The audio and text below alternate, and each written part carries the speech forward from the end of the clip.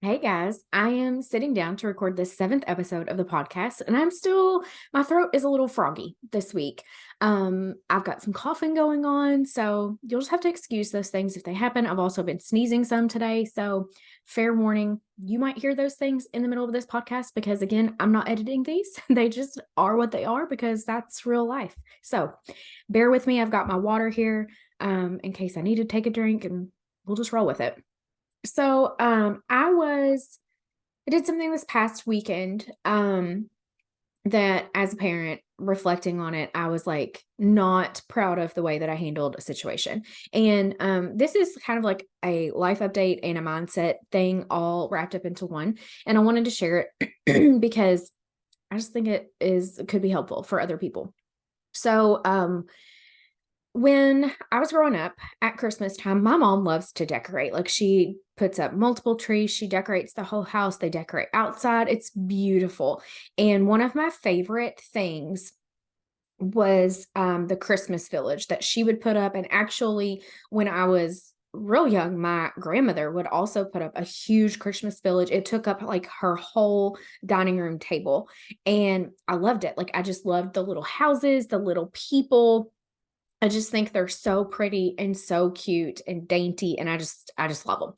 And I enjoy putting one up at my house as well, but honestly, I didn't put one up last year because I haven't figured out a good spot to do it in our new house. And of course, Hollis was a year old last year.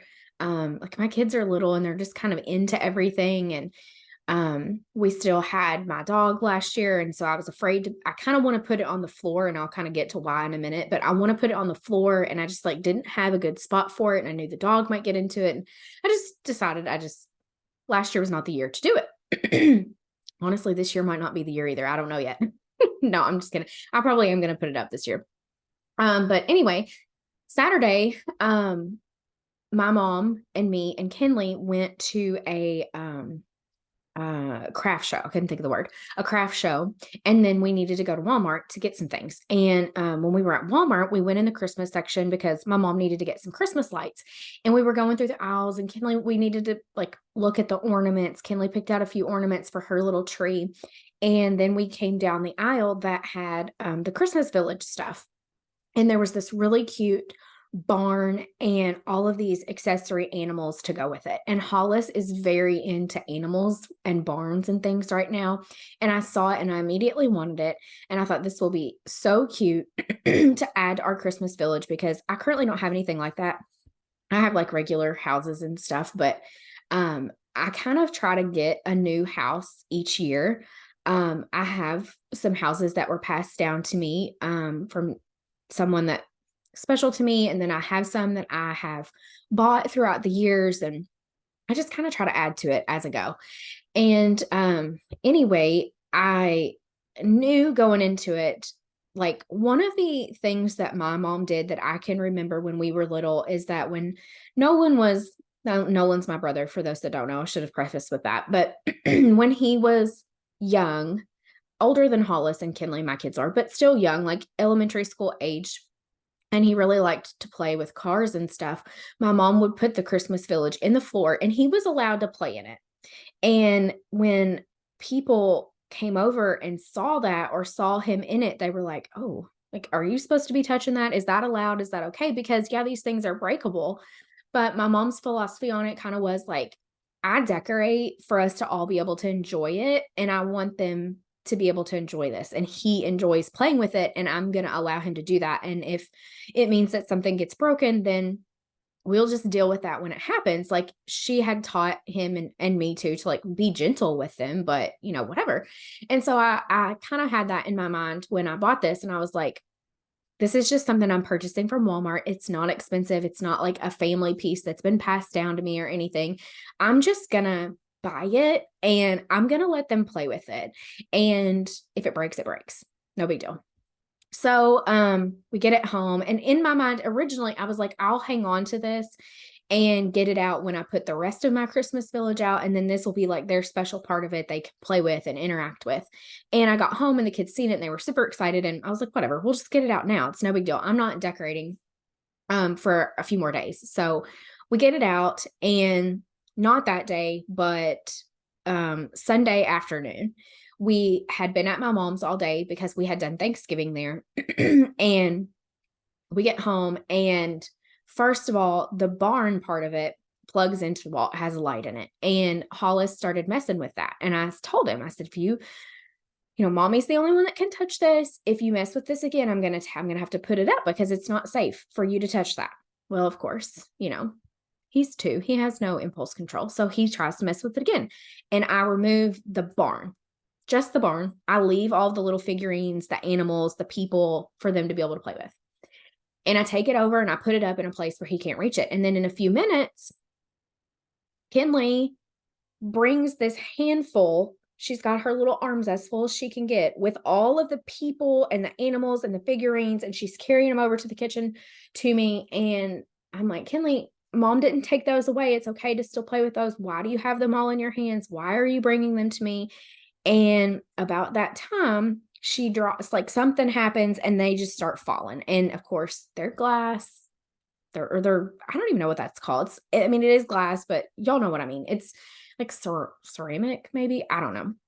But they start to break, and little like cow feet and cow heads and pig parts, like stuff's going everywhere.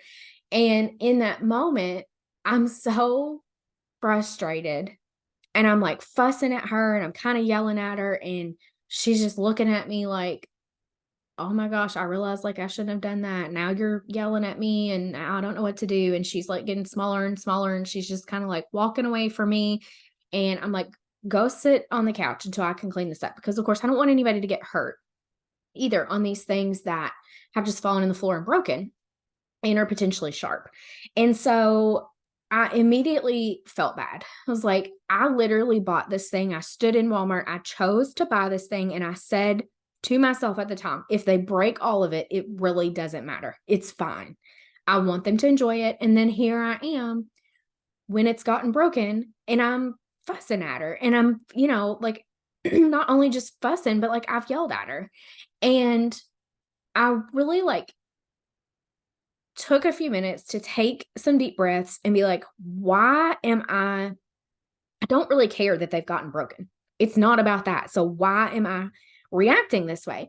And this is something that I've been working on the past few months, specifically with the kids and with discipline. And when I'm like, there is something coming up that I'm fussing at them for, like, is my reaction the way that I want it to be? And if it's not, then what were the contributing factors around that caused me to react the way that I did? And now I'm not proud of it.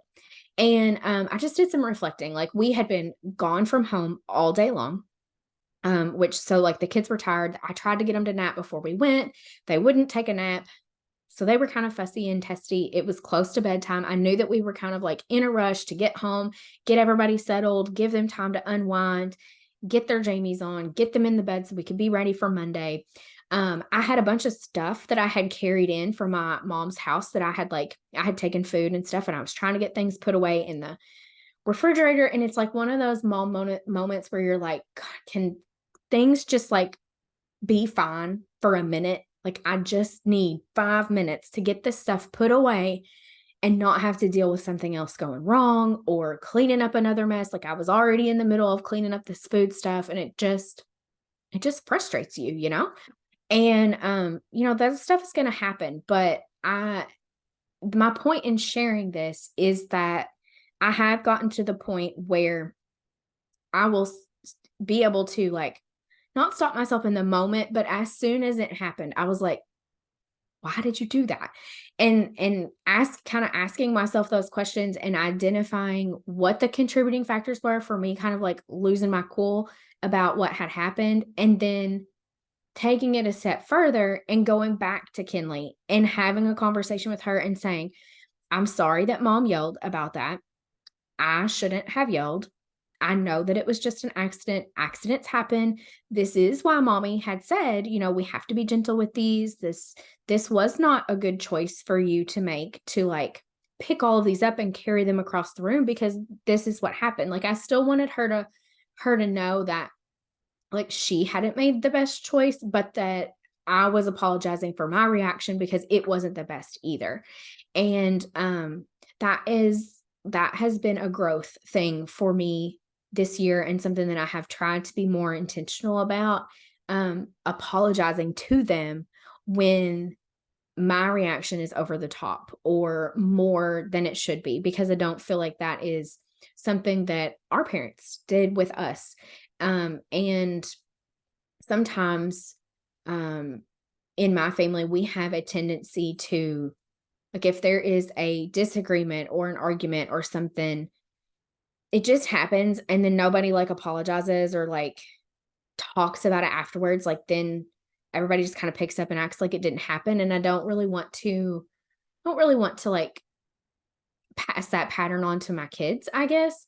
I want them to be in the practice of like apologizing when they need to, or when something they react in a poor way. And I'm not sharing any of that to like make you feel bad if that's not how you currently handle things, or if that doesn't feel like the right way to handle things in your family, or I'm not sharing it to like down the way that I was raised, because I had great parents and I was raised really well, but I'm just sharing it because it's just part of parenting, and it falls into this mindset category of things that you guys seem to be really interested in and are asking me a lot of questions about. And I just thought I would share it. And I have talked about that way longer than I anticipated. So, moving on. My real purpose in today's episode, and like the content that I wanted to get to, was about HTMA retesting. And luckily, this is something that I can cover pretty quickly. It's not lengthy, but people will come to me to get HTMA testing. And for those of you guys that don't know or may not know what HTMA testing is, first of all, it stands for hair tissue mineral analysis, but that's a mouthful, so we just call it HTMA testing. This is a test where someone is taking a very small sample of their hair, and they are sending it off to a lab, and they are examining within the hair your mineral status and the excretion of heavy metals. And what's really nice about this test is that we're not looking at one single point in time the way that we are with, say, blood work. This, since it's using hair, and like, if you don't know, our hair is made up of dead cells. So that is where we're getting insight. We're looking at these mineral levels inside the cells, which is also not something that we get to look at on blood work. With blood work, you are looking outside the cell, more in like the serum of the blood. And with the HTMA testing, we can actually get insight into what is going on inside the cell. So really valuable information. And one other key component to it, or key advantage of it, is that it is looking at 3 to 4 months of time, instead of like with blood work, you only look at one single point in time, like that instant that the blood work was drawn. In most cases, there's some exceptions there, but we're not going to get into that. So I use the information that we get from the lab report to determine what your mineral status is, determine how your body's utilizing minerals, how your body is handling stress, how easily it is for nutrients and minerals and things like your hormones. Like an example would be thyroid hormone. How easy is it for those things to get inside your cells and do their job? That's where they have to be to really like function and do their job. And we need to know how well that system is working. And HTMA testing gives us that insight. And we can create a plan based off of those results. Sorry, I had to get a drink. We can create a plan based on those results that you can then take and implement. But the question that comes up, and something that I really work with my clients on, is them understanding the importance of and timing of HTMA retesting. And I feel like I have somewhat of a unique perspective on this compared to maybe some of my colleagues, other people in this space that do HTMA testing, because some people will tell you that you need to do HTMA testing every 3 to 4 months because that's the measure of time that you're looking at with an HTMA test. But I've kind of experimented with this, with my own results and then with some of my clients' results. And what I have found to be kind of the sweet spot is testing at 6 months after you have started a new protocol or new plan, maybe new supplements, whatever it might be that changed based on your last results, because you want to give your body time to adapt to the whatever changes it is that you've made or whatever supplements that you're now starting to incorporate. You want to give your body enough time to acclimate, and then you definitely want new data that you're looking at on your next hair test. Like if you tested too soon, especially if you're someone that your hair grows really slow, you could potentially, if you test too quickly, be looking at some of the same data in that hair sample. And you don't want that. You want enough time to have passed that when you retest your HTMA, you are looking at new data. You're seeing the effect of the new changes that you have made, and then you're able to make decisions and move forward accordingly. So one of the main reasons that you retest your HTMA is to see what's working, what areas do we need to continue to focus on, and how do we need to tweak your plan, your protocol, your supplements to continue to support the body. Because if you just test one time and then you never test again, you're not really going to know if what you're doing is truly working. Like, yes, absolutely, you can look at your symptoms, look at the way you feel, and those are really, really important components. But it's also valuable to get the data again and look at a new HTMA test and see what adjustments might need to be made. And so then people ask me like, okay, I have this initial test and then I retest in 6 months, but then what? And that answer is going to be a little bit different for everybody. And it kind of depends on like how depleted you are, how much work you have to do, what your just like overall status is. Like, is there a life event that's happening in there, like a pregnancy or breastfeeding or something like that? It's going to be different for everybody, but kind of like general rule of thumb is if you can afford it and accommodate testing every 6 months, that's great. If you can't and you can only do it once a year, then we work with that and we incorporate that. I do think that there is value in testing every 6 months until you get to a point that your minerals are pretty much optimal levels. You're feeling really good. Like once you get to that point, unless you notice a big shift in symptoms, then there's really no reason to test but like once a year, to just kind of keep a pulse on things. So I hope that helps answer some of those like really common questions about HTMA retesting. If you have other questions, find me on Instagram, connect with me there. Happy to answer any questions that you have. You can find me at Wellness with Vanda on Instagram. And then you guys have access to like my email too in the show notes if you don't do Instagram. Okay, for today's mindset minute, this might get kind of lengthy too. I'll try to keep it short. I feel like there was a lot of mindset content in this episode. But I want to share a mindset shift that I had just yesterday. So I attended a class that Lindsay Chambers, if you guys don't follow her, she is at Lindsay's Lifestyle and she spells Lindsay with a Y, on Instagram. And she is a mindset coach. She posts a lot of great content. I recommend you guys to follow her. But I attended a class that she had, and it was talking about boundaries.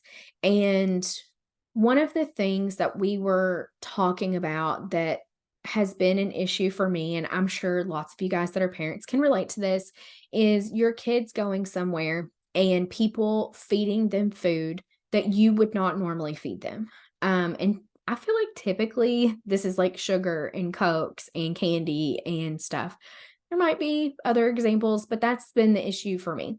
So when my kids go to my grandma's house, it is like a free for all with the sugar and the candy and now, as of this week, even Cokes. And I am not super rigid with my kids that I never allow them to have those things. Like, we absolutely indulge in those things on a regular basis, but it just we take it in at times, like, the timing of it is really important for my kid. I have learned that the timing of it is really important for my kids because, like, if they do it too close to bedtime, then their sleep is impacted. They have a hard time falling asleep. Anthony, especially, and his sleep is already a struggle. And, like, if it's, it kind of depends on like what it is that they're having too, because it affects them in different ways. And it also has to do with like the dyes that are in some of these products. And um my grandparents are 80 and nearly 80 years old, and they just don't have a lot of knowledge about the way that sugar impacts people in general, but especially these kids. Dyes, like, they just don't, or my grandparents don't anyway. They're not interested in that. My mama thinks it's like crazy when I try to talk to her about it. Um, she's just like, well, we've been eating this way for 70 some years and we're fine. I don't know what you're worried about. I fed you all of this stuff when you were a kid and, it was never an issue then. Why is it an issue now? And, to a certain extent, I've just kind of like tried to let things go. Um, because I'm like, these are my grandparents, my kids' great grandparents, and they're not going to be here forever. And I want them to be able to like enjoy time together. Because they're not always going to be here. And I don't want to put a damper on that. But it also is frustrating for me when I feel like I'm making a really reasonable request. Like, just, can you feed my kids something else? Like, you want to feed them? That's fine. But can we make some healthier choices? Can we get some fruit? Can we get like a peanut butter sandwich? Can we get maybe peanut butter and crackers? Drinks, like, they like water. Can we just have water? Um, and I don't feel like I am asking too much, but my grandma does. And like, sometimes it's not worth the fight. Other times, if I really think it's going to impact our day or our night, I will put my foot down and say, like, we cannot have all the things unlimited today. We can have this one treat and then nothing else. And sometimes she still overrides me and gives them like 50 things, but it is what it is. But so anyway, the mindset shift that I've had around this, from something that Lindsay said to me, was that she's not doing this thing. She's not feeding my kids junk to annoy me. And she was like, maybe her love language is caring for people in this way. And like, feeding people is part of her love language, and how she is like sharing her or showing her care and her love for them. And I had never thought about that before. I don't know why, but nobody had said it to me. There's nobody, nothing had prompted me to ever have that thought before. And I thought about it and I was like, that is 1000% it. Like, my grandma has been a homemaker her whole life. That was her job, to take care of my dad and my papa, and she has cooked all of their meals and prepares their lunches, and like that is her life, and that's what she does for people. And I'm like, that's it. And I just kind of like reflected on that after she said that, and I realized that she's not doing it to annoy me. She's not doing, like, I kept feeling like when I would leave from there, I kept leaving feeling like, why can she not just respect me enough to respect my wishes? And that's what was frustrating me about it, is that I felt like I was not being respected in my role as a parent, in my authority to make those types of decisions for my kids. And after Lindsay said that, and I was thinking about it, I was like, this is really not about me at all. Which, like, what a thing to, what a realization to have anyway. Like, it's actually not about you. But that just kind of gave me some, like, I don't know, peace, comfort, just made it okay in my head more, I guess, that like she does this. kind of knowing and examining like why she's doing it and where it's coming from that she does it. I'm like, okay, well, that's just how she's showing her love to my kids.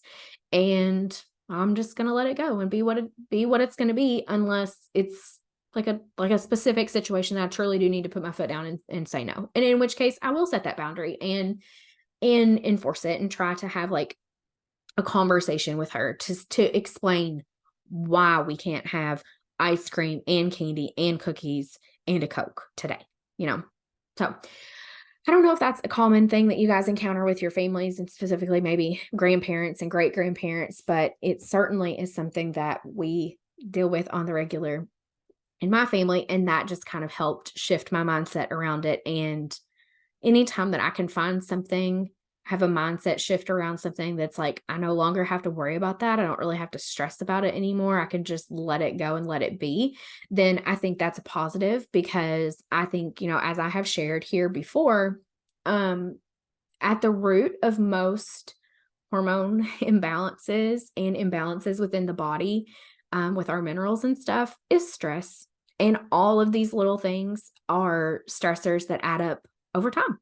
So I hope you guys enjoyed this episode. I know it was probably longer. I don't know how long I've been talking, but I feel like it's been for a long time. So I'm going to leave you with that for today.